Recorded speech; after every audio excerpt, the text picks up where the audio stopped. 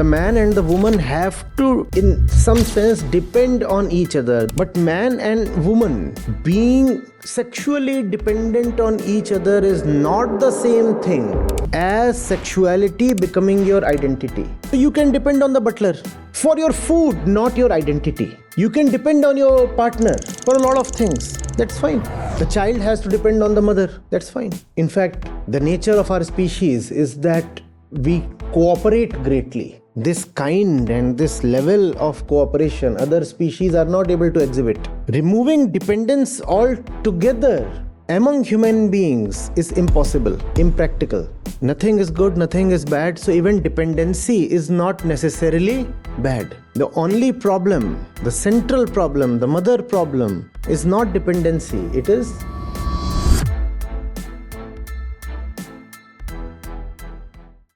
and there is no object, thought or person in the world on which they must depend to serve any purpose. Again, mind you,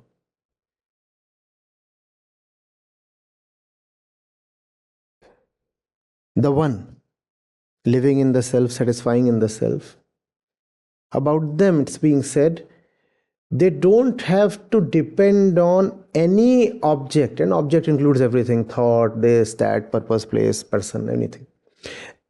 Such a fellow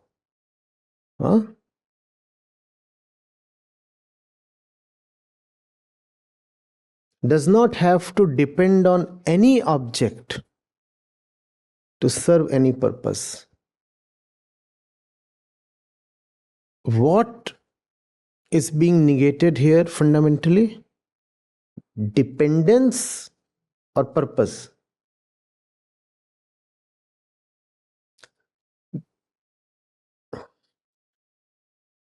This one who abides in the self does not depend on any object to serve any purpose. You need to be sharper with this.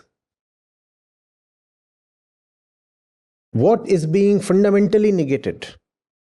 Dependence or purpose? The purpose.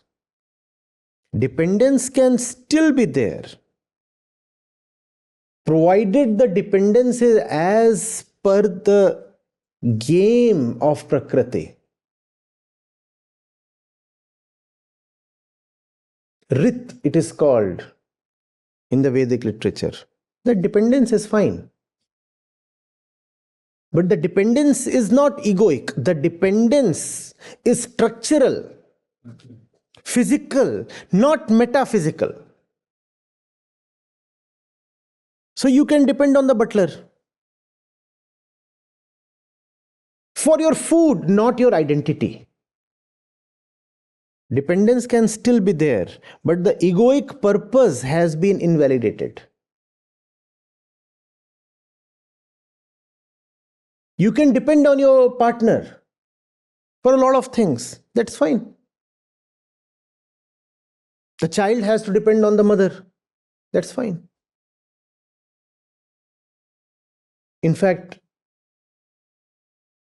the nature of our species is that we cooperate greatly. This kind and this level of cooperation other species are not able to exhibit.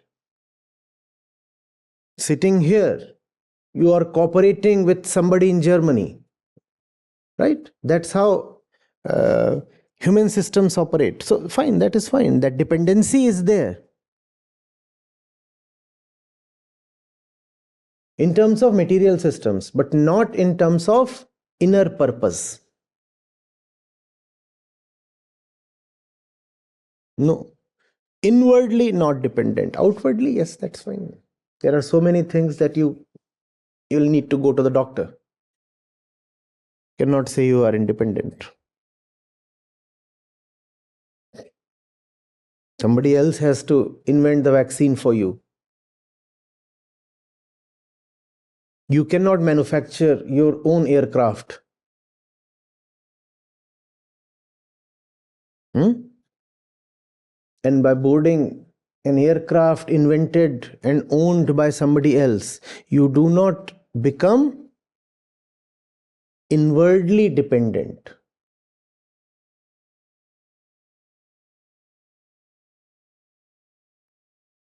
Do you get this?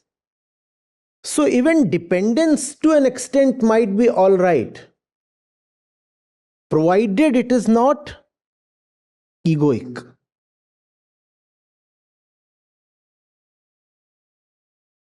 Do you get this? Now we are taking the teaching a notch higher, because I have always castigated dependence. Never depend, never depend, never depend. When I say never depend, I question the dependent ego, not dependence itself. If there can be egoless dependence, that's fine. That's fine. Removing dependence altogether among human beings is impossible, impractical. That's not the way Prakriti operates.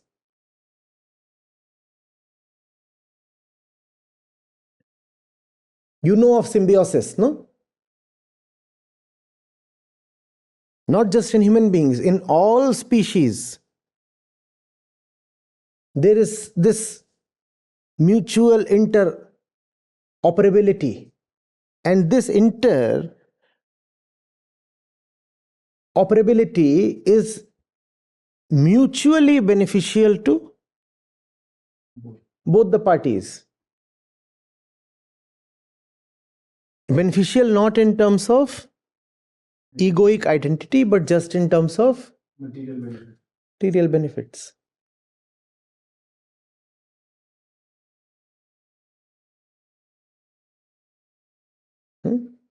The way organism is constructed, it is bound to be dependent. Look at the nose. What is it doing? Huh? The lungs are there to create a low pressure area so that air from outside is drawn in. Look at the very process of furtherance of species. The man and the woman have to, in some sense, depend on each other. That's how they are physically constructed. Otherwise, reproduction cannot happen. But man and woman being sexually dependent on each other is not the same thing as sexuality becoming your identity, as some other person becoming your universe. No, that's not the same thing.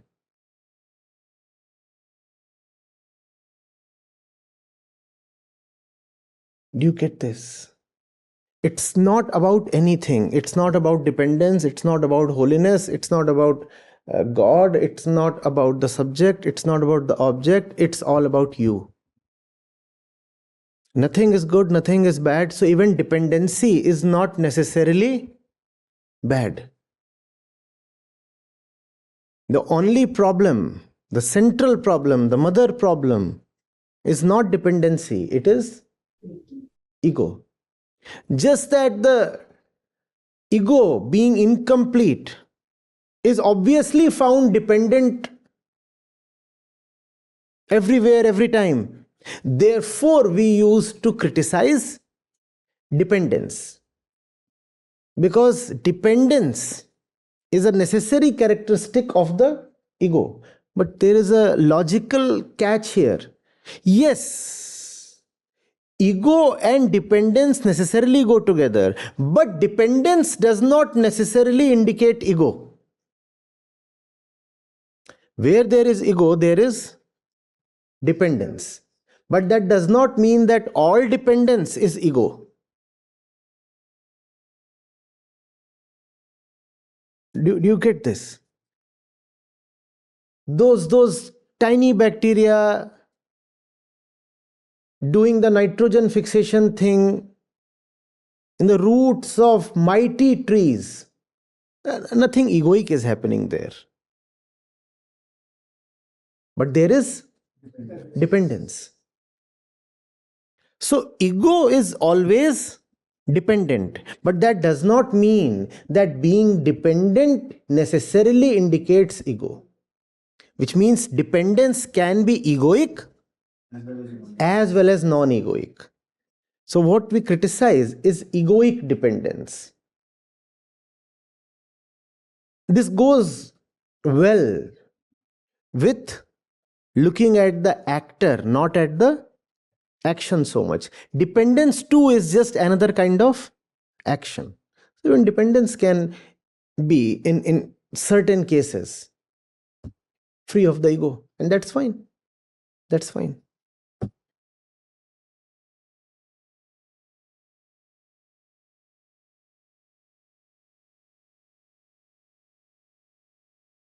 Yes, I depend on the world. Look at the wandering mendicants, the bhikshus. The word means beggar. The Buddha chose to make them dependent on the world for something as basic as food itself. And this was a step towards liberation. Why? Because that dependence is not a problem if it leads to disappearance of the ego. Look at the bhikshu. Can you give me some food? Without any hesitation, let alone shame. The morning this one comes, knocks at your door and says, Bhiksham Dehi. Is he not dependent? In fact, you can choose to kill his body. If the entire village collectively decides to not give him any food, he will actually starve. Because it's not in him to now go and dutifully collect food for himself from here or there, or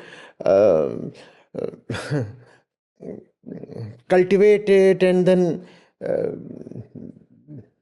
bake his bread. He won't do that.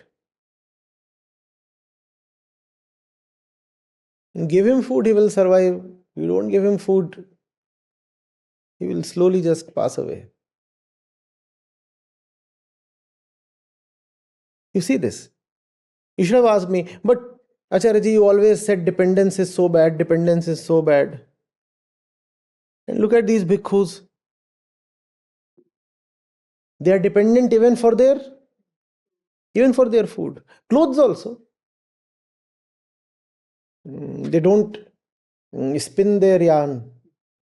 Do they? They don't weave their fabric. And they have hardly any money to go and buy it from some market. So where do they get their clothes from?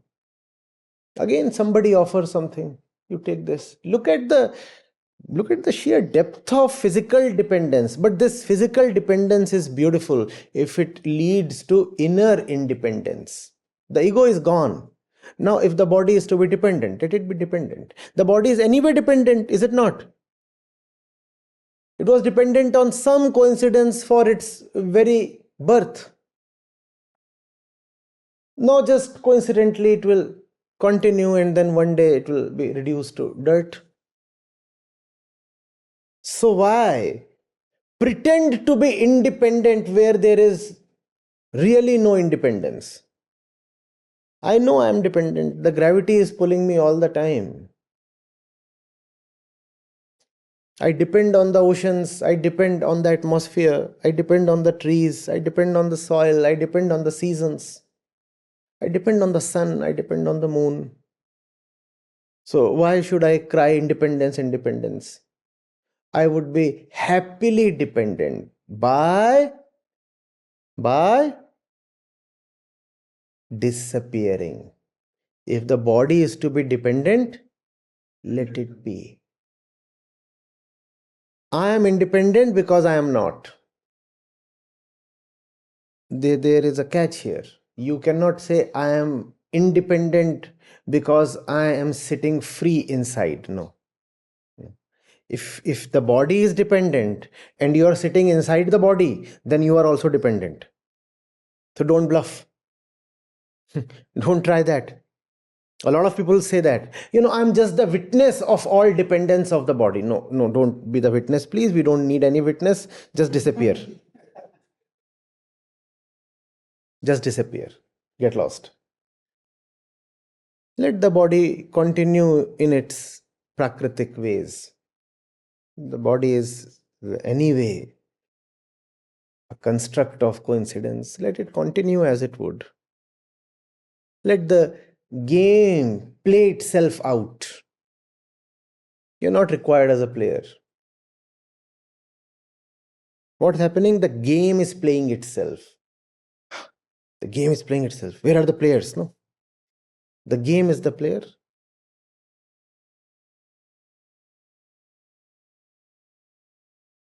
Do you get this? Now, this will get nuanced, tender, subtle as we move on. This might be a little too much for the newcomers. I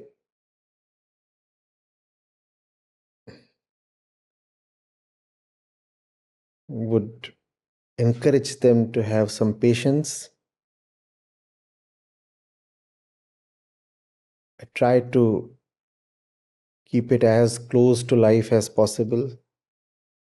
And in that, there is simplicity.